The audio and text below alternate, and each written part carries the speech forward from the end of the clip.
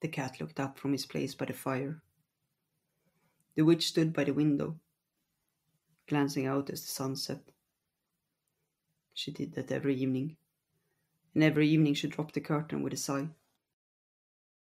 "It doesn't look like she's coming back," she said. "Told you so," she would give up. It had been over a month since Wren left, and there had been no trace of her since. Maybe she had found a place in the village, as the witch wanted, or his spell had worked. Either way, it was for the best. Stray girls wanting to learn magic had no place in their life. They never had. He wrapped his tail around him.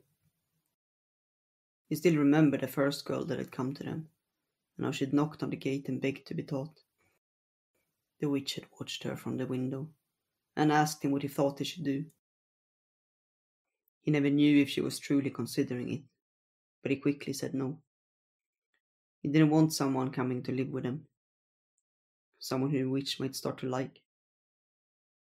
She was the first and only friend he'd ever had, and the thought that he might lose her to someone else was terrifying. If that person took his place by the witch's side, he had nothing left. There was a knock on the door, and he looked up. They didn't expect anyone.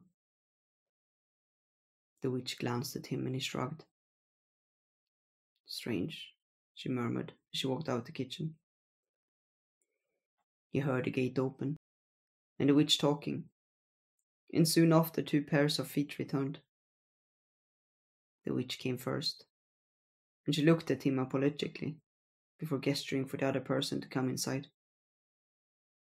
At the sight of her, he stood up and almost hissed. It was Wren who walked through the door. She wasn't supposed to have returned. Hadn't she gotten lost? The witch gestured for her to sit by the table. The cat glared at them. How could she have found her way back? He squinted at her. This required investigation. He couldn't leave her out of sight now. He would keep an eye on her from now on, and follow her around wherever she went. Nothing she did would slip his eyes.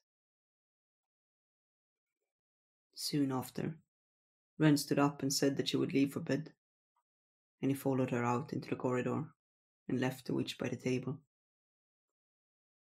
She never noticed him slipping after the girl. All she could think about was why Wren had come back and how. She had almost given up on her when she didn't return, thought that she must have escaped. So when she saw her standing there, the basket filled to the brim with herbs, she'd been so surprised she'd simply invited her in. What would she do now? She still didn't know if she wanted to teach her. Should she simply throw her out? But then, what if she found someone else that would show her? But the cat would never accept having her stay with him. She still sat by the table when the cat returned. He must have left when she didn't see it. He went to lay down by the fire. She's staying for the night, she said. I know, she told me. Told you? I followed her to her room. She started to speak with me. Oh, you didn't speak back, I assume? Of course not. She turned to watch the fire. What would she do with Wren?